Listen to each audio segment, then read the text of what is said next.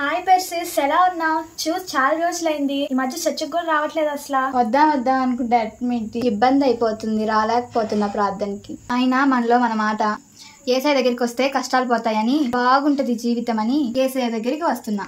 అదేందో అందరు బాగున్నారు, నేను తప్ప. ఆ వెంకట్రావు ఉన్నాడు కదా, ఆయన వాళ్ళ పిల్లలు ఫీజు కట్టడానికి నా దగ్గరికి వచ్చి చాలా బాధపడేవాడు, ఫీజు కట్టలేకపోతున్నానని. ఇట్లాంటిది మొన్న ఫీజు మొత్తం కట్టాడు. అవునా? వాళ్ళ పిల్లలకి వ్యాన్ ఫీజు కూడా కట్టలేకపోయేవాడు కదా? అవును, ఆయనే వచ్చి వదిలిపెట్టేవాడు. ఇప్పుడేమో వ్యాన్ ఫీజు కూడా కట్టేశాడు. దేవుడు వాళ్ళ ప్రార్థన వింటున్నాడు. నేను కూడా అలా ప్రార్థన చేస్తున్నా కదా, నాకెందుకు ఇవ్వట్లేదు?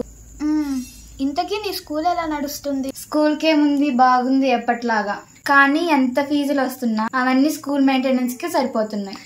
మరి ఇల్లు గడవాలి, అప్పులు తీరాలి, అదిగాక చాలా అనారోగ్యాలు వస్తున్నాయి ఈ నెలలోనే. అవన్నీ ఎట్ట తీరుతాయి? సమస్యలు, చాలా సమస్యలు. కొన్నిసార్లు నేను ప్రార్థనకి ఎందుకు వస్తున్నానో తెలియట్లేదు. ఇంకా బలంగా ప్రార్థన చేద్దాం పెర్సిస్, టెన్షన్ పడద్దు.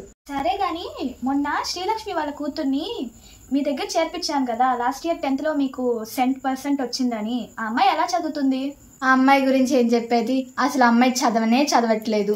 స్కూల్కి రాదు, సరిగ్గా హోంవర్క్ చేయదు, టీచర్స్ చెప్పింది విందు.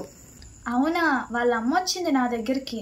నువ్వు చెప్తే చేర్పించానక్క అమ్మాయి నా స్కూల్లో, ఆ అమ్మాయిలో ఏ మార్పు లేదు అంటుంది. ఇదిగో మా పక్కింటి అబ్బాయికే మంచి మార్కులు వచ్చాయి, మా అమ్మాయికే మంచి మార్కులు రావట్లేదు అంటుంది. మేమేమైనా పిల్లడికి ఒక లెసన్ చెప్తామా? అందరికి ఒకటే చెప్తాం. కానీ అమ్మాయి ఒక్కటే చదవట్లేదంటే తప్పెవరిది? అబ్బాయిలాగే చదివితే అబ్బాయిలాగే మార్కులు వస్తాయి. వాళ్ళకి వస్తున్నాయి, మా అమ్మాయికి రావట్లేదు అనేది కాదు. వాళ్ళు ఏం చేస్తే వస్తున్నాయో అలా మా అమ్మాయి చేయాలి అనేది నేర్చుకోమని చెప్పు. చాలా ఇంపార్టెంట్ విషయం చెప్పావు నువ్వు. ఏమన్నావు?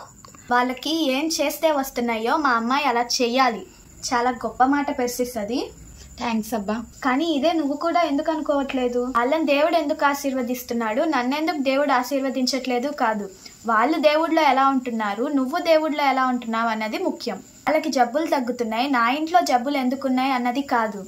వాళ్ళు ఎటువంటి ప్రార్థనతో ఆరోగ్యం తెచ్చుకున్నారు, నేనెందుకు తెచ్చుకోలేకపోతున్నాను, అది ఆలోచించాలి. ఏ చర్చిలో అయినా ఒకటే వాక్యం చెప్తా, విశ్వాసుల ఎదుగుదలలో, ఆశీర్వాదాలలో, జవాబులలో తేడా ఎందుకు వస్తుంది?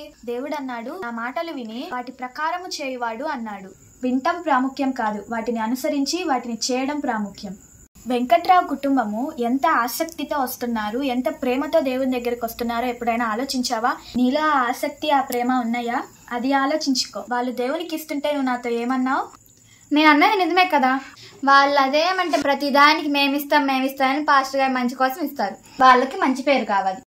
మన దౌర్భాగ్యం ఇదే. ఎక్కడెక్కడికో వెళ్ళి జుట్టిస్తాం, తర్వాత ఎలా ఉపయోగపడిద్దో మనకి తెలీదా? అదైతే భక్తి, అది దేవుడికి ఇచ్చామంటాం. కానీ సంఘంలో ఏమన్నా ఇవ్వాలంటే మాత్రం పాస్టర్ గారికి ఇస్తున్నాం అంటాం. బాధలో, అవసరతలో చర్చకొచ్చినప్పుడు పాస్టర్ గారు వాక్యం చెప్తే దేవుడు మాట్లాడారు అంటారు. సంఘానికి అవసరం ఉంది, కానుకల గురించి మాట్లాడినప్పుడు మాత్రం పాస్టర్ గారు తీసుకుంటున్నారు అంటారు. ఇది కరెక్టేనా?